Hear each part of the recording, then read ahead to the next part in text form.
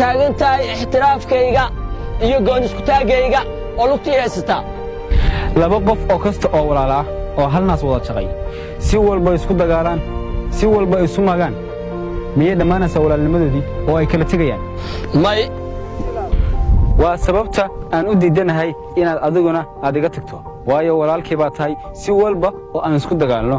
si walba oo khilaaf noo soo dhex galo kuma kala tagayno waayo waxa tahay aniga walaalkay waana sababtan u diidanahay inaad iga go'do oo adiga tagto khilaafkeenan soo jireenka ah ee muddada badan soo jiitamaya waxa ka faa'iideysanaya dawladda shisheeye iyo siyaasiyiinteena oo u adeegaya dana gaar ah ma kula quman tahay inaad muddo inta aniga garabkayga aad ka maqnaato waxa tahay walaalkay waana diidanahay inaad iga tagto oo adiga go'do waan diidanahay in khilaafkeena laga faa'iideysto oo lana soo dhex galo shalay waxaan ahaa libaaxii Afrika laakiin maanta waxaan ahay kan lagu qabsanayo badiisa birina xagee lagu qabsanayaa waa dadkayga iyo dalkayga waxaan laga faa'iideysanayaa maqnaashaha adiga maqan tahay waxaa jira dawlado badan oo shalay anigu aan hogaamin jiray laakiin iyagu maanta ay hogaaminayaan waa nasiib darro weyn walaalkayow adaa garabkayga ka maqan waxaan rajaynayaa inaad maalin uun garabkayga soo istaagto khilaafkiina wuu qoto dheeraaday laakiin waxaa dani ugu jirtaa dawlada shisheeye oo ka faa'iideysanaya khilaafkeena dalkeena dadkeena iyo dalkeennaba iyo diinteennaba in dan uma aha khilaafkeena waxaan rajaynayaa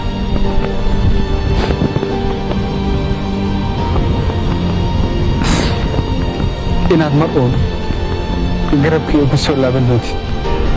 waqti badan waa iga maqnayd maqnaashahaaga waxaa ka faa'iideystay dalal badan walaalkayow waa rajaynayaa inaad mar uun garabkii ku soo noqon doontid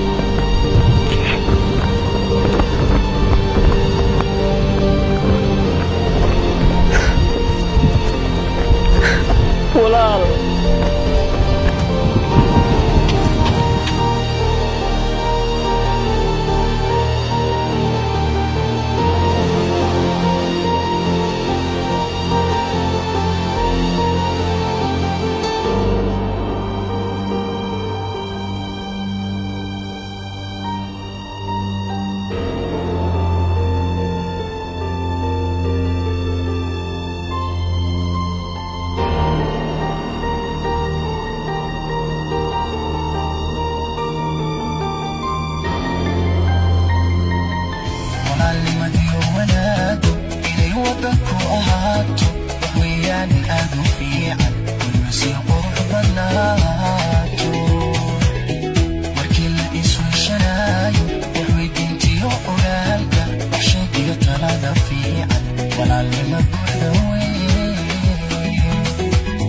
Rafid Boss Production.